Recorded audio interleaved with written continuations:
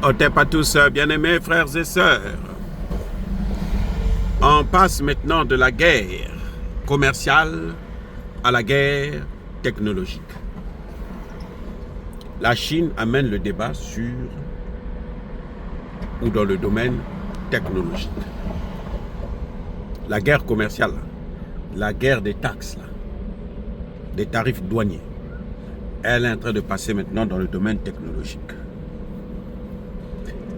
La Chine, les États-Unis ont demandé à la compagnie néerlandaise ASML, une des grandes compagnies spécialisées dans le domaine des puces, des semi-conducteurs, de bloquer toute assistance technique avec les Russes et plutôt les Chinois, et de fournir à la Chine le matériel qu'il lui faut dans le domaine.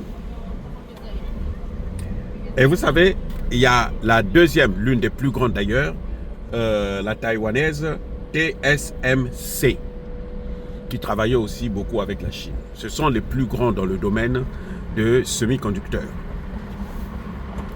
Vous savez quoi? Ils ont, sans préavis, automatiquement bloqué tout assistant technique, toute fourniture de semi-conducteurs à la Chine. Ce qu'ils avaient oublié, c'est que la Chine et les Chinois sont très résilients. La Chine a préféré perdre de l'argent, mais se lancer dans sa propre chaîne de production. Et en fait, la Chine le savait déjà depuis que Donald Trump était là, le premier mandat de Donald Trump. La Chine savait qu'on devrait en arriver là, elle avait pris des précautions.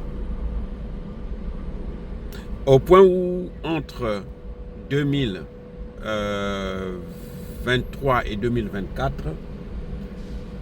la Chine a augmenté son investissement dans le domaine de la haute technologie, très haute technologie, de l'high-tech, à hauteur de 33%.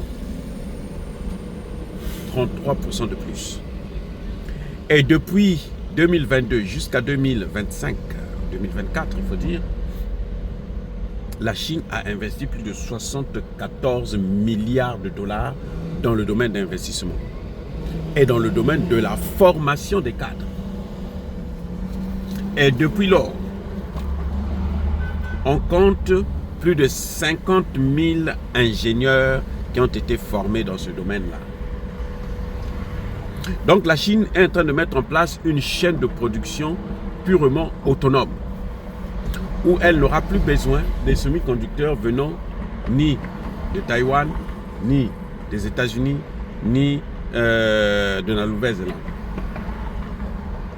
Vous voyez, c'est-à-dire que c'est un calcul que les Chinois ont fait, de telle sorte que si aujourd'hui nous subissons, vaut mieux subir, payer le prix aujourd'hui, mais que demain, ce soit autrement, demain on soit capable, nous, de former les mêmes produits qu'on ne veut pas que nous puissions avoir. Les amis, c'est une force que les Chinois ont développée, mais qui est incroyable. Il faut saluer le courage et la détermination des dirigeants chinois, de ne pas se laisser avoir parce que on a affaire à une grande puissance, parce qu'on est en ce moment faible, parce que nous ne produisons pas dans ce domaine, mais tout en sachant que eux, les Chinois, ils sont en train de, eux-mêmes grands consommateurs de leurs produits. C'est ça la différence avec les États-Unis. Parce que les États-Unis consomment les produits qui viennent du monde entier. Les Chinois, ils consomment les produits qui viennent de la Chine.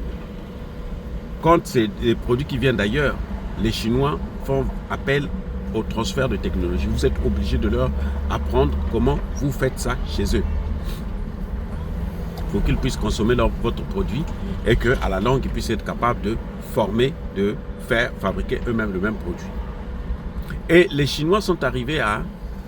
aujourd'hui, les experts vous disent que la chaîne de production des semi-conducteurs de très haute technologie, ça prend au moins 10 ans. Mais les Chinois, avec cet investissement en masse, ça prendra tout au plus 3 ans. Vous savez, les plus petits semi-conducteurs font environ 7 nanomètres. La Chine est en train de travailler sur 5 et 3 nanomètres. Donc ce sont des semi-conducteurs qui sont alors, très petits. C'est ça que la Chine est en train de développer et la Chine est en train de travailler sur ce genre de choses là maintenant. Vous voyez, donc vous voyez les amis, c'est incroyable comment les pays se forment. C'est pour ça que, et c'est ça que nous devons avoir comme esprit. C'est-à-dire que même si aujourd'hui nous souffrons, mais nous devons créer les conditions de telle sorte que demain, nos enfants, nos petits-enfants ne puissent pas souffrir. Que demain, nos enfants, nos petits-enfants puissent être capables de regarder les autres en face et puis agir. Voilà ce qui est en train de se passer avec la Chine dans le domaine des semi-conducteurs. Et la Chine est en train d'avancer.